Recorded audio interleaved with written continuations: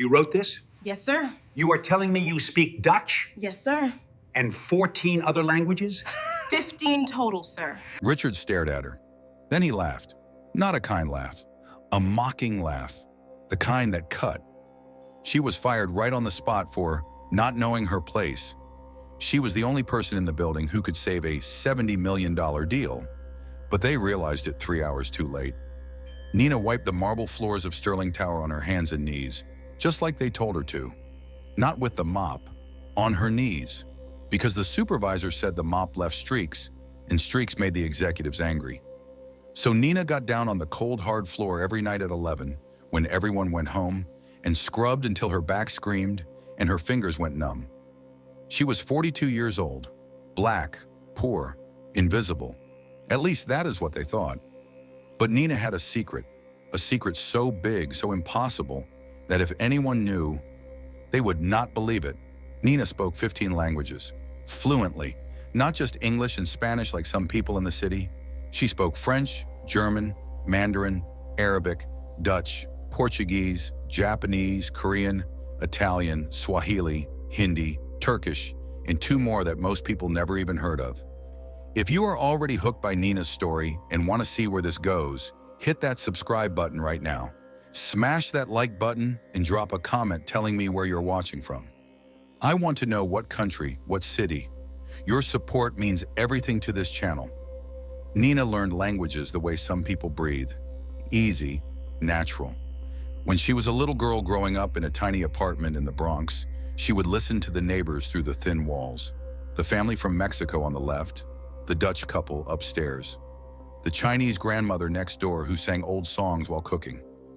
Nina would sit against the wall and listen, and somehow the words would stick in her brain like glue. By the time she was 10, she spoke 5 languages. By 15, she spoke 10. She taught herself. Libraries, free podcasts, YouTube videos. She had no money for classes, no fancy schools.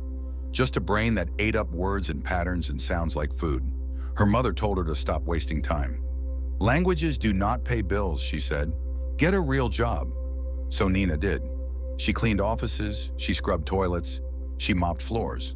Because that is what you do when you are poor and black and have no college degree. You take what they give you. You stay quiet. You survive. But at night, when Nina went home to her one-room apartment, she would turn on the news in different languages. She would read books she found at thrift stores. She kept her mind sharp, because even though the world told her she was nothing, she knew better. Sterling Tower was the biggest building Nina ever worked in. 60 floors of glass and steel, filled with rich people in expensive suits, making deals worth millions. Nina cleaned the 40th floor, where the executive offices were. She came in at 11 at night and left at 6 in the morning. She never saw the executives. They never saw her, except for one night. It was a Tuesday. Nina was scrubbing the hallway outside the conference room when she heard voices. Loud voices. Angry voices. The door was open just a crack, and she could hear everything. "This is a disaster," a man shouted. "The Kozlov deal is falling apart. We need someone who speaks Dutch. Now." "We had a translator," a woman said, "but he quit last week." "Then find another one," the man yelled. "It is 11 at night, sir. We have a meeting with the Dutch investors at 8 tomorrow morning. There is no time." Nina stopped scrubbing. She knew that name. Kozlov. She had read about them in the Dutch news sites she followed. They were huge. A massive energy company looking to partner with American firms. "If we lose this deal, we lose everything," the man said. His voice was cold, sharp. $70 million gone, and all of our jobs with it. The woman said something Nina could not hear. Then the man spoke again. "I do not care what it costs. Find me a Dutch translator by tomorrow morning, or you are all fired." Footsteps. The door swung open wider. 3 people in suits walked out, their faces tight with stress. They did not even glance at Nina. To them, she was part of the floor, part of the building, not human. They walked past her like she was air. Nina sat back on her heels, her heart pounding. She could help them. She spoke perfect Dutch. She could translate that meeting. She could save their deal. But they would never listen to her. She was just the cleaning lady, the invisible woman on her knees. Nina finished her shift and went home, but she could not sleep. The idea burned in her mind like fire. She could help. She could save $70 million. She could prove she was more than what they saw. But how? They would never let her in that meeting. If she walked up to those executives and said, "I speak Dutch," they would laugh. They would call security. They would fire her for wasting their time. So Nina did the only thing she could think of. She wrote a letter. She sat at her tiny kitchen table with a pen and paper, and she wrote in perfect English, clear and simple. "Dear Sterling Tower executives, my name is Nina Clark. I clean your floors. You do not know me, but I know you need help. I heard you talking about the Kozlov deal. I know you need a Dutch translator. I can do it. I speak Dutch fluently.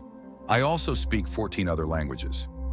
I know you have no reason to believe me. I am just a janitor. But I am asking you to give me one chance. One test. Ask me anything in Dutch and I will answer. If I fail, I will leave and never bother you again. If I pass, let me help you save your deal. I do not want money. I do not want fame. I just want to be seen. Respectfully, Nina Clark, night janitor, floor 40. She folded the letter and put it in an envelope. The next night at work, she left it on the desk of the man she heard yelling. His name was on the door, Richard Kane, Chief Operating Officer. Then she went back to scrubbing floors and waited. 2 days passed. Nothing happened. Nina told herself it was stupid. Of course they did not read it. Of course they threw it away. Why would they listen to a janitor? But on the third night when Nina arrived at work, her supervisor was waiting for her. A short, mean woman named Diane who always looked at Nina like she was dirt. "You are wanted upstairs," Diane said, her voice cold. "60th floor, now." Nina's heart stopped. The 60th floor. That was the CEO's office. "Why?" Nina asked. "I do not ask questions. I just follow orders. Get up there. Now." Nina rode the elevator, her hands shaking. The 60th floor was all glass walls and white furniture. It looked like a place from a movie. Cold, perfect, expensive.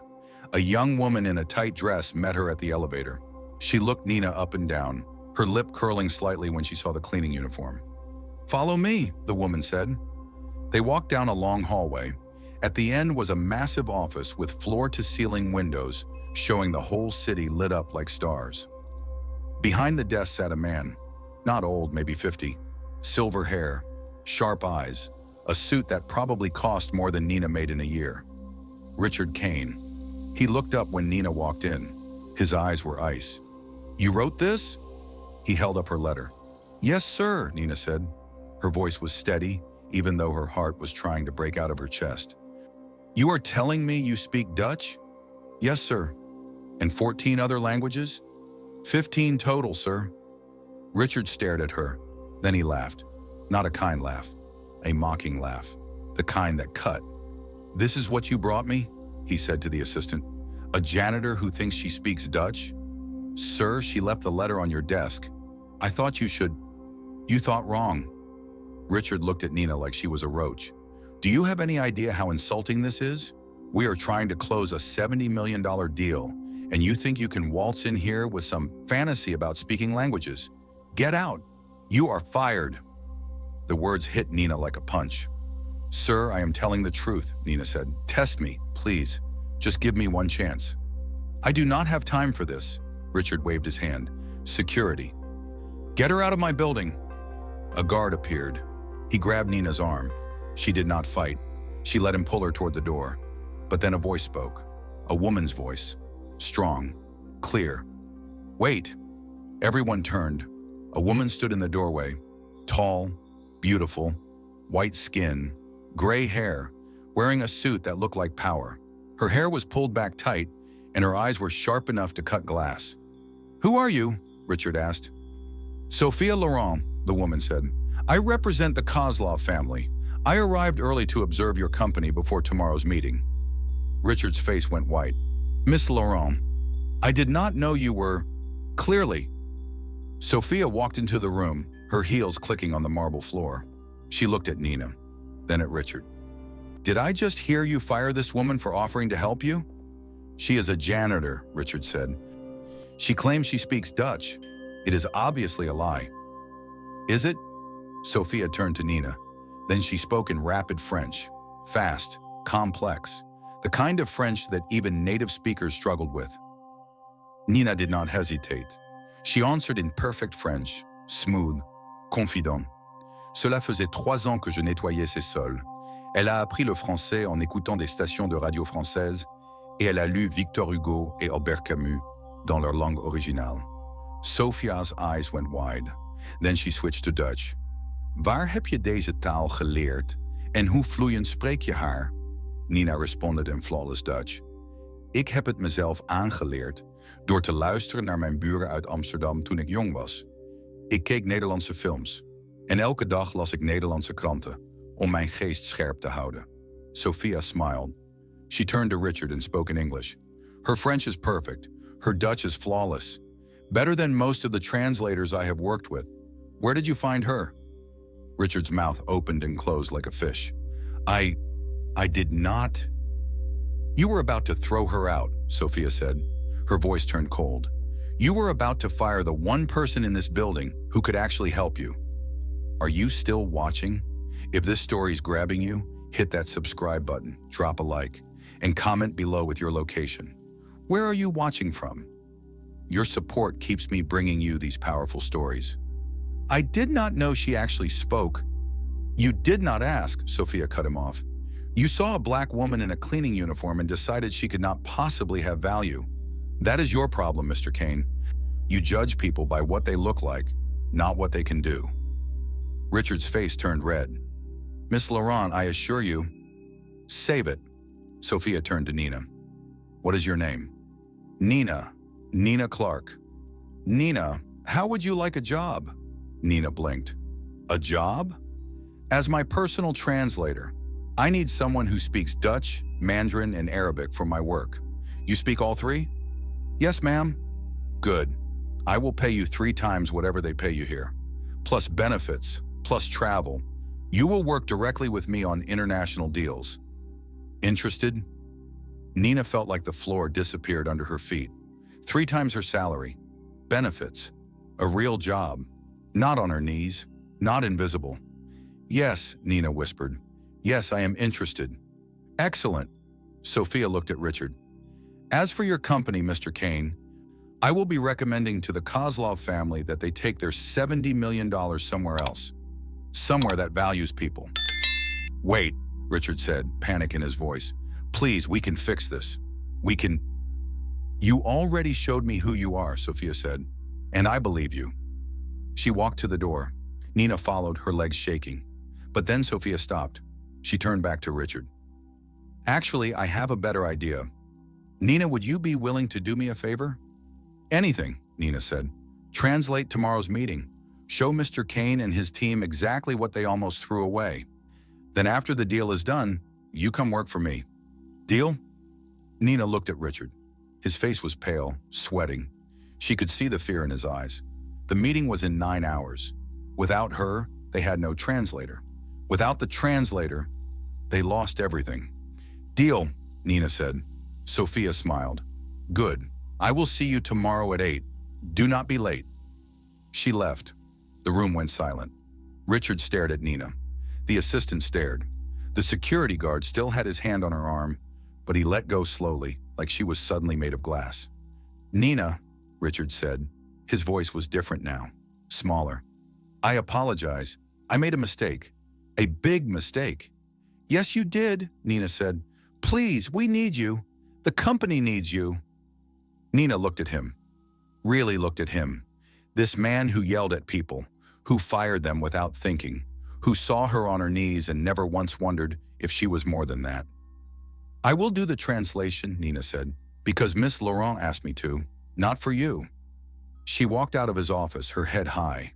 That night, Nina did not go home. She stayed in the building, preparing. She reviewed every document she could find about the Kozlov deal. She studied the contract terms.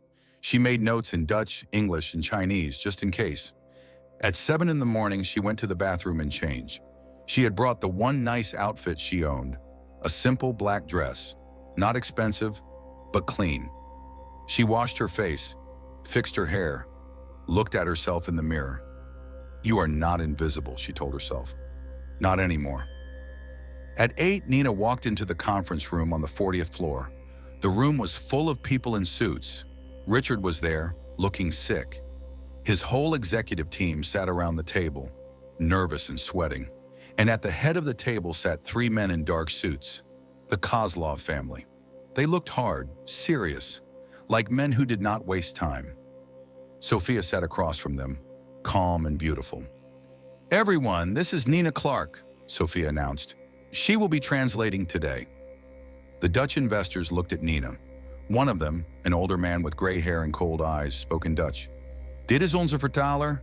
Ze ziet eruit alsof ze koffie zou moeten serveren. This is our translator? She looks like she should be serving coffee. Nina smiled. She answered in Dutch, smooth and perfect. Ik verzeker u, meneer Kozlov, ik ben veel nuttiger dan koffie. Hoewel, als u dat wilt, kan ik het regelen. I assure you, Mr. Kozlov, I am far more useful than coffee. Though if you would like some, I can arrange it. The old man's eyes widened. Then he laughed. A real laugh. Ze heeft vuur. Ik vind haar leuk. She has fire. I like her. The meeting began. For 3 hours, Nina translated. Back and forth. Dutch to English. English to Dutch.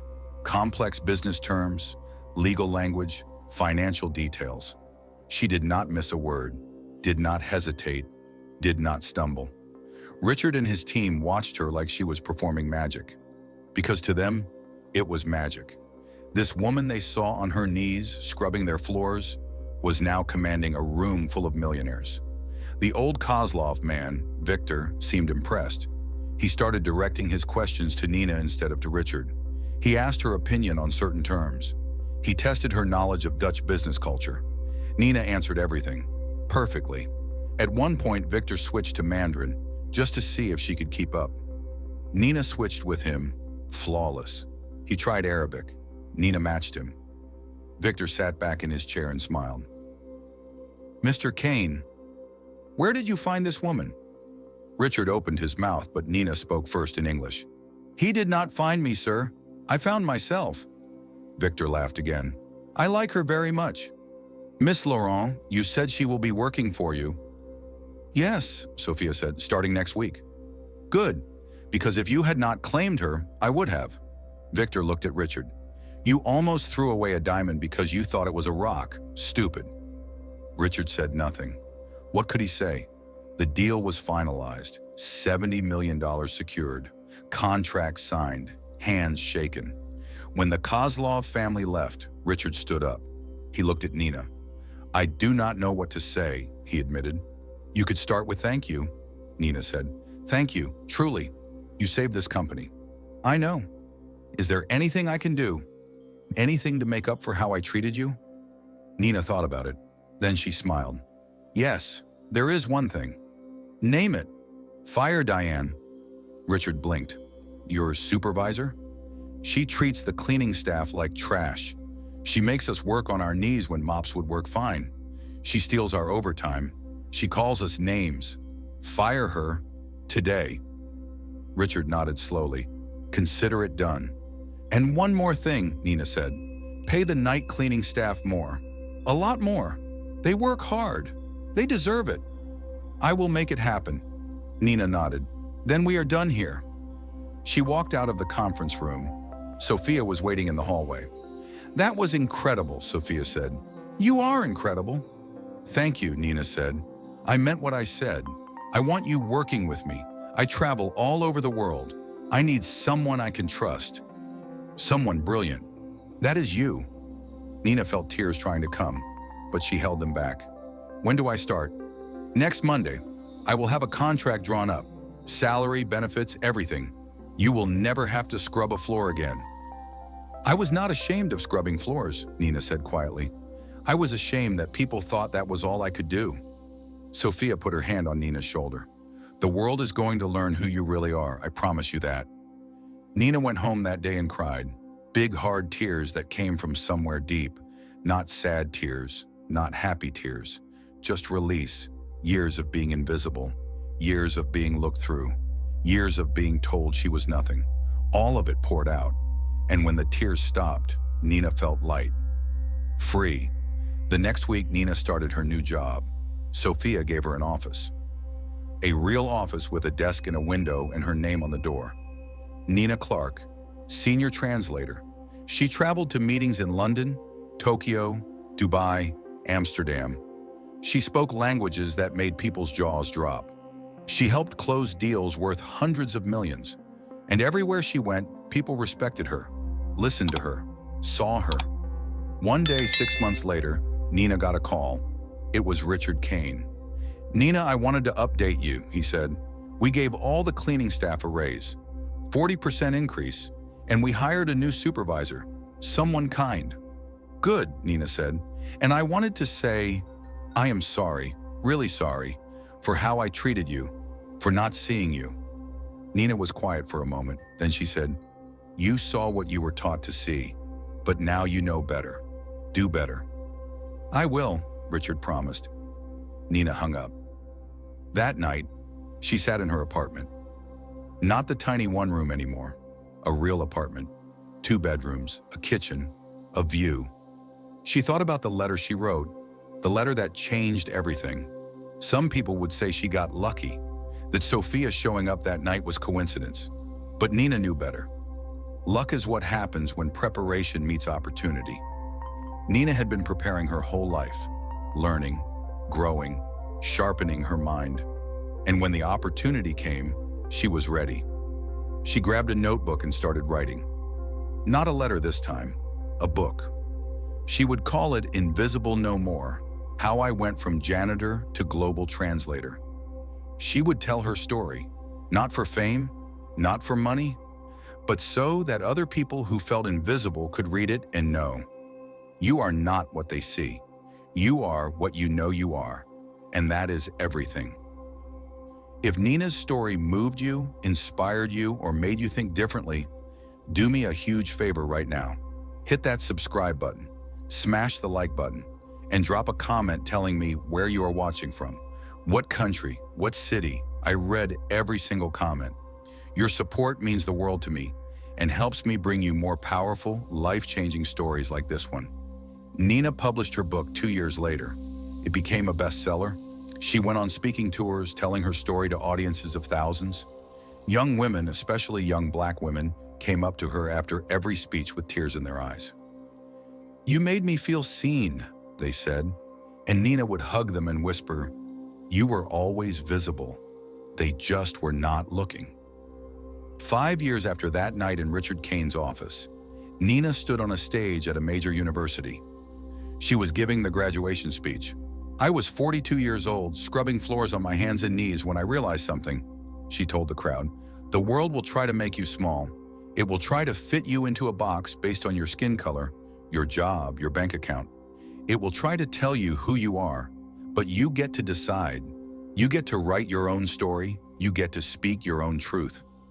I spoke 15 languages, but for years I had no voice. Not because I could not speak, but because no one would listen. So I wrote a letter, and that letter changed my life. Not because of magic, but because I refused to stay invisible. The crowd stood and applauded. The sound was like thunder. Nina looked out at all those faces, young people, old people, every color, every background, and she smiled. Because she knew that somewhere in that crowd was another Nina, another person who felt invisible, who had talents the world did not see, who was waiting for their moment. "Write your letter," Nina said into the microphone. "Whatever form it takes, write it, send it, believe in it, believe in yourself, because you are not invisible, you are extraordinary, and the world needs to see you." More applause, louder this time. Nina stepped off the stage. Sophia was waiting in the wings. "That was beautiful," Sophia said. "Thank you for giving me a chance," Nina said. "I did not give you anything," Sophia replied. "You earned it. You were always worthy. I just had the sense to recognize it." They hugged. That night, Nina went home to her apartment. She sat by the window and looked out at the city. All those lights, all those buildings, all those people. Somewhere down there, someone was scrubbing floors. Someone was being overlooked. Someone was invisible. But not for long, because Nina's story was out there now. And stories have power. They spread, they inspire, they change things. Nina opened her laptop and started writing again. Another book, this one about the importance of seeing people. All people, not judging by appearance or position, but by character and capability. She wrote late into the night, the words flowing like water. And as she wrote, she thought about that letter, the one that started it all. She still had it, framed on her wall. Dear Sterling Tower executives, I am asking you to give me one chance. One chance. That was all she needed. That was all anyone needs. Nina smiled and kept writing, because her story was not about revenge. It was not about proving Richard Kane wrong. It was not even about the money or the success. It was about being seen. And now she made sure she saw others. Every person she met, every janitor, every clerk, every person the world tried to make invisible. She looked them in the eye. She learned their names. She listened to their stories. Because everyone has a story, everyone has value, everyone deserves to be seen. That was Nina's legacy. Not the languages, not the deals, not the book sales. The legacy was in how she made people feel, seen, valued, heard, and that legacy spread. People who met Nina started seeing others differently. They started asking the janitors their names. They started saying thank you to the people who served them coffee. They started looking past the surface. Small changes, but small changes add up to big shifts. 10 years after that night, Nina got an email. It was from a young woman named Kelly. She wrote, Dear Nina, I am a cashier at a grocery store. Everyone looks through me like I am glass, but I speak 7 languages. I learned them on my own, just like you. I read your book and it changed my life. I wrote a letter to a translation company. They hired me. I start next month. Thank you for showing me that being invisible is a choice, and I choose to be seen. Nina read the email 3 times. Then she cried. Happy tears this time. She wrote back, Kelly, I am so proud of you. Go out there and be extraordinary. And when you make it, when you succeed, remember to see others. That is how we change the world, one person at a time. She hit send, and she smiled, because this was what it was all about. Not just her story, but the stories she helped create, the lives she helped change, the people she helped see. Nina Clark, the janitor who spoke 15 languages, the woman who wrote a letter, the woman who refused to be invisible. She did not just change her own life. She changed the way people saw the world. And that is the most powerful thing anyone can do. If this story touched your heart, if it made you think, if it inspired you to see people differently, then please do one final thing for me.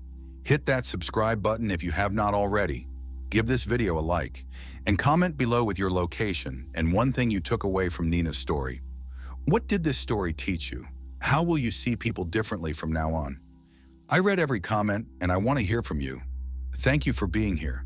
Thank you for watching. And remember, you are not invisible. You are seen. You matter. Your story matters. Until next time, keep shining your light. The world needs to see you.